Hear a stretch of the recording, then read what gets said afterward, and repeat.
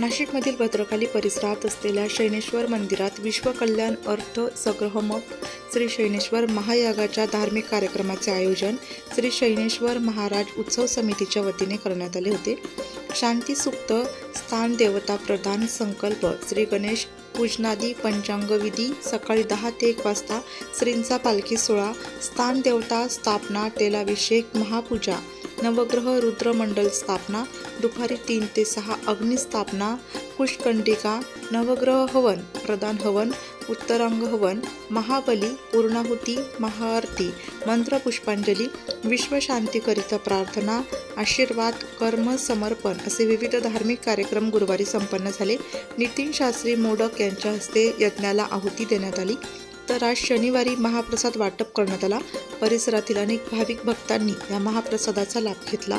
अध्यक्ष हरिभाऊ लोणारी, उपाध्यक्ष प्रवीण वाणी, सोमनाथ कोळपकर, दिनेश कुवर, प्रवीण संगमनेरकर, दिनेश बागुल, निलेश भालेराव, संतोष चांदवडकर यांनी कार्यक्रम यशस्वीतेसाठी विशेष प्रयत्न केले। वृत्तसंकलन विभाग, नाशिक लोकशाही न्यूज, नाशिक।